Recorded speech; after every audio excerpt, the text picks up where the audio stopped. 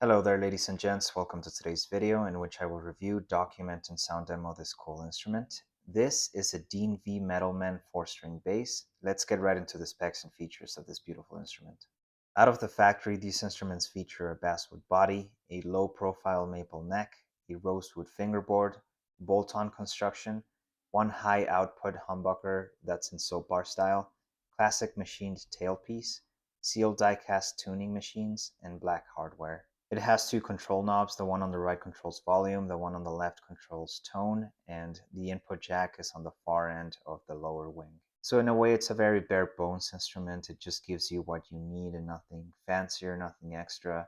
But honestly, for the price and for the sound that you get out of it, it's more than enough. The neck and fretboard look to be of good quality with no signs of cracking or damage or anything like that. The fretboard in particular looks nice and brown, with the exception that in some lighting it looks kind of reddish, like in the intro clip for this video, and the inlay material is just acrylic. The headstock on this instrument has that cool V shape that Dean Guitars is known for. The tuners on this instrument, they're just cheap Dean tuners, but for what it's worth, they hold tune very well. These instruments are made in China, but for what it's worth, they have good quality and they have good sound, or at least this one does. If you guys are curious, I bought this instrument for $250, and honestly, for that price, this instrument is a really good instrument. Assuming all these Dean basses have the same quality, I would say this is the best deal you can get for a Gibson style bass, because Epiphone, I don't believe they have a Flying V bass out, and even if they did, it would probably be like $500 or $600. And also keep in mind that Epiphone is a sub-brand of Gibson, so at least with this bass you get a name brand that's on the headstock versus just a sub-brand. And again, for the money, you just can't beat what this bass gives you, but of course that's assuming that all these basses are the same quality. I was pleasantly surprised to find that this bass has no neck joint cracks, which has been an issue with Dean guitars for me in the past. So I don't know if Dean Guitars has stepped up their game in terms of QC this past year, or this instrument was made before the bad QC era of Dean Guitars.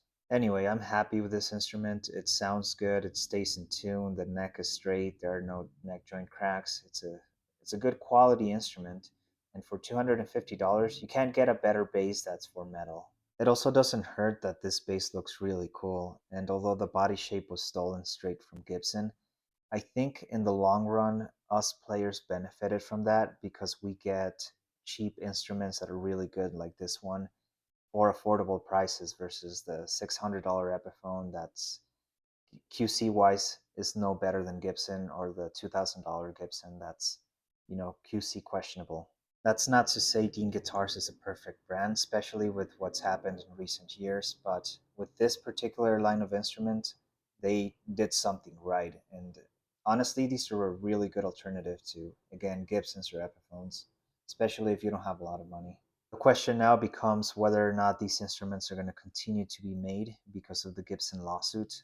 So I know they can't use the V shape for guitars anymore, but I don't know where the rules stand on basses. Anyway, enough of me talking. Let's get into the tone test demo, then we'll discuss a few more things about this instrument.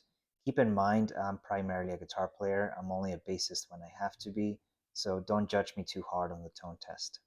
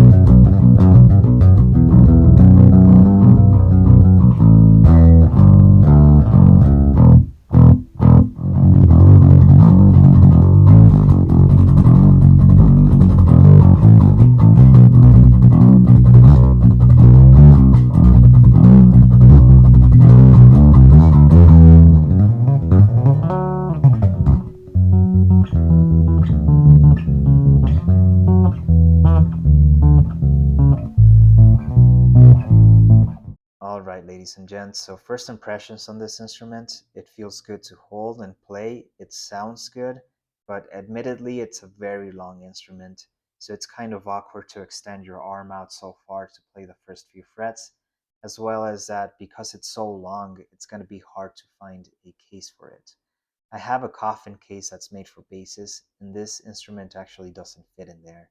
So unless I get a case from Dean Guitars themselves, I'm probably not going to find a case that's going to fit this instrument. But this isn't a big deal for me because ultimately I am going to sell this instrument.